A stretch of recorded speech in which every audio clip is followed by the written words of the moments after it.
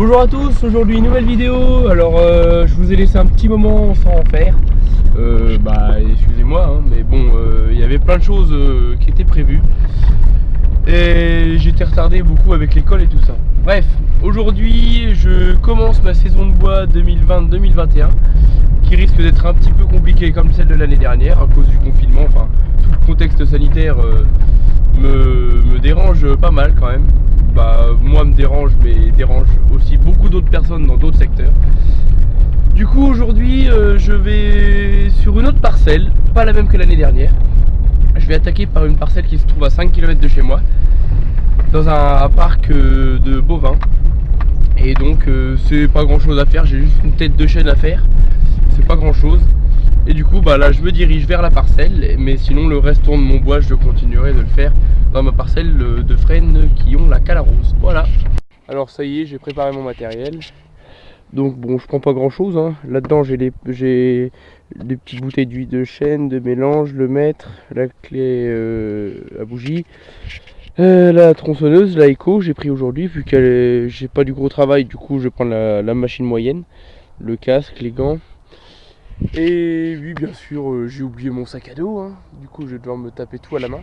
Alors je sais pas si on va voir l'arbre, il est où il y a les vaches là-haut. Je sais pas si on voit trop, c'est un arbre qui est tombé, c'est une tête de chêne. Et du coup je pense que j'irai que aujourd'hui, parce que vu l'état des chemins, je vais pas insister trop. Quand on voit la boue qu'il y a, ma voiture c'est pas vraiment un 4x4.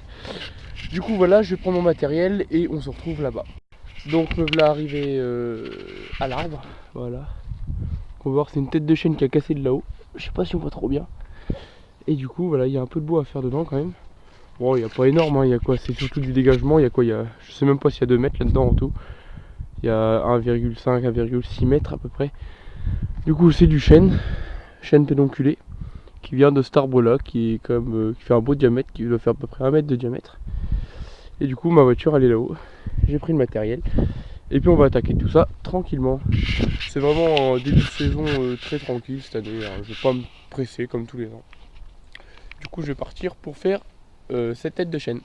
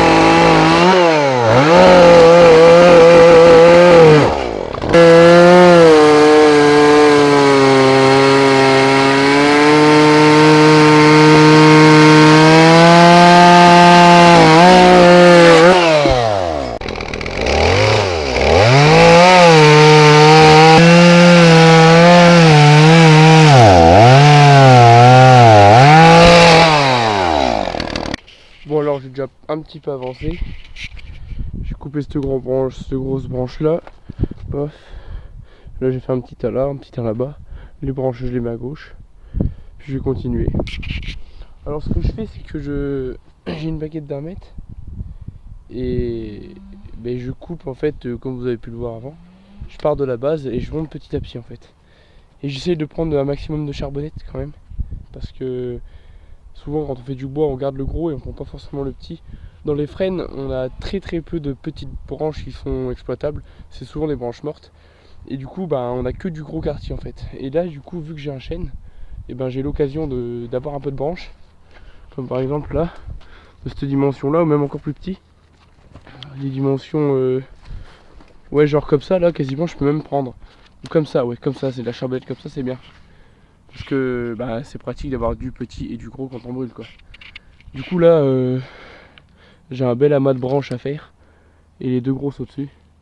Du coup, j'en ai encore bien pour 1h30, je pense, quelque chose comme ça. Du coup, voilà. Bon, faut que je refasse le plein de la bécane. J'ai déjà bien avancé.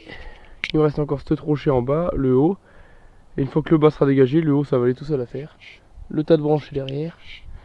Et voilà, voilà. Maintenant, je vais faire le plein de la petite écho, là. Je sais pas si vous vous en souvenez de celle-là. C'est une machine qui est légère, moyenne, elle est polyvalente et vachement bien. 45 cm3. Et elle est vraiment pas mal. Ouais, je conseille ce modèle.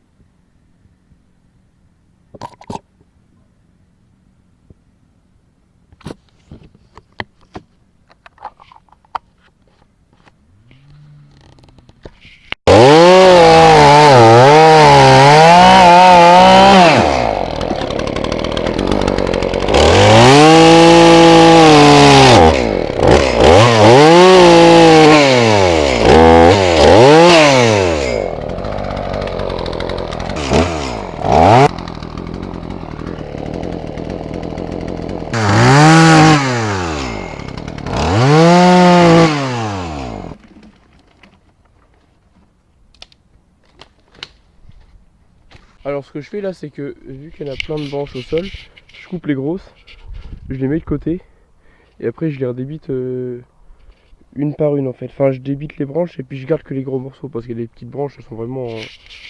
il y a vraiment rien à faire dedans. Du coup je coupe vraiment les grosses, comme celle-là, enfin les grosses, dans façon de parler quoi, celle-là. J'essaie de les dégager un maximum parce que là c'est un peu le foutoir. Et puis pour y voir un peu plus clair quoi.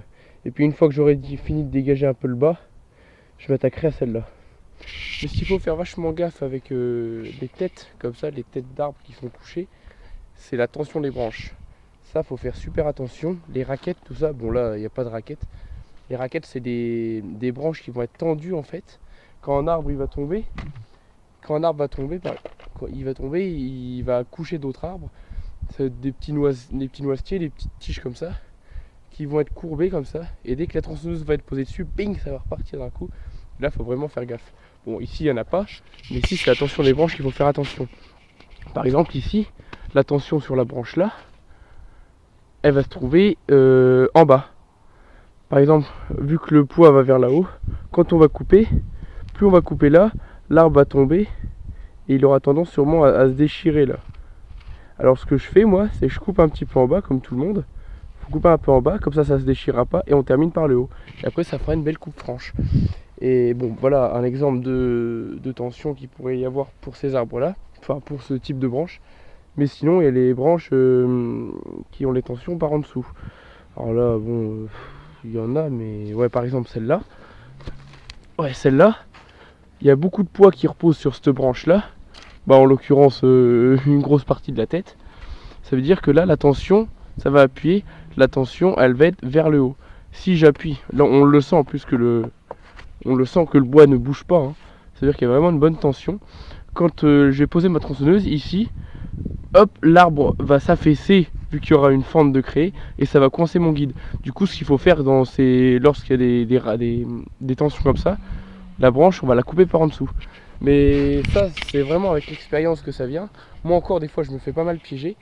Parce que des fois les tensions bah, ça peut être un peu faussé, on les a mal calculées.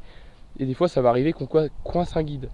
Sur des petites branches comme ça c'est pas très grave. Mais quand on va faire des gros abattages, c'est là que ça risque d'être assez périlleux. Parce que bah, l'arbre il peut il peut tomber là où on ne le souhaite pas forcément. Et du coup bah, ça peut péter la machine. Ou voire même nous endommager quoi. Du coup, faire super gaffe à ça. Les tensions, c'est quand même quelque chose de très... qu'il faut savoir quoi. Et les raquettes pareil, mais là les raquettes bon il n'y en a pas. Si jamais j'ai l'occasion prochainement de vous montrer les raquettes, je vous montrerai ce que c'est. Mais même au bois où j'en fais d'habitude, je suis pas souvent confronté à ces trucs là. Du coup voilà. Je vais continuer ma tête de chaîne tranquillement. Puis je vais essayer de vous faire quelques petites prises de vue en espérant que ça vous plaise un petit peu quand même. Voilà.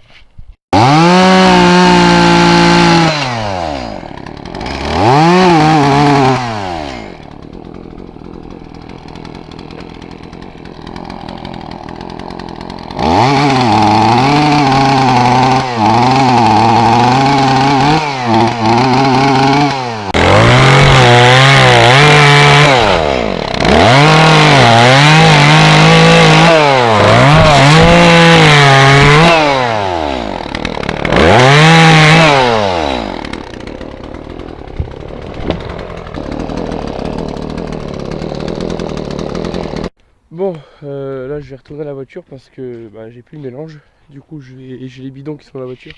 Et vu que j'avais pas de place pour les prendre avec moi, je retourne les refaire quoi. Du coup voilà, j'en suis là. J'ai coupé la grosse branche qui avait là-haut. J'ai mon petit tas qui est là, tac. Et je pense qu'au final j'aurai un peu plus de bois que prévu.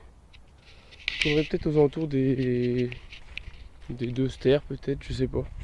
Mais bon, je verrai bien. Et le plus gros du bois ne se fera pas ici, il se fera dans la commune où j'habite, dans le bois de Fresnes.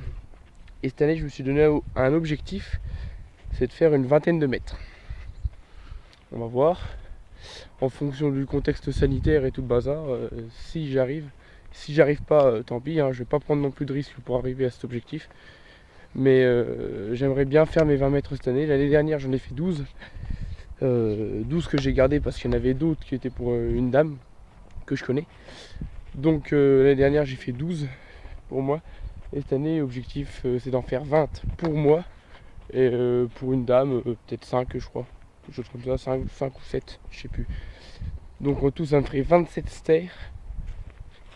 Ça fait beaucoup, je verrai. Il faut pas que j'ai de problème avec mes machines. Il faudrait que la météo soit avec moi. Qu'il fasse pas un temps pluvieux comme on en a eu l'année dernière, parce qu'on a eu beaucoup de pluie l'hiver dernier. Et puis c'était pas trop propice à aller faire du bois. Et puis on a eu le confinement ça m'a clairement mis dedans ça. Parce que moi des fois je peux commencer tôt mais je peux finir très tard. Et du coup là clairement ça m'a mis dedans. Bon allez, je vais faire mon mélange. Bon alors j'ai encore bien avancé, je mets peut-être pas trop de prise de vue parce que niveau timing je suis un petit peu short, faudrait que j'arrive à plier ça cet après-midi. Il est déjà 4h30 je crois. Et vu que les journées raccourcissent, il va falloir que je passe la seconde. Du coup j'ai pas trop le temps de faire des prises de vue. Cette vidéo c'est un petit peu un avant-goût de la saison 2020-2021 de bois. Du coup voilà, je vais continuer ça. J'essaie de reprendre 2-3 prises de vue. Puis je reprendrai à la fin quand j'aurai terminé tout ça. En principe j'en aurai pour plus très longtemps. Voilà.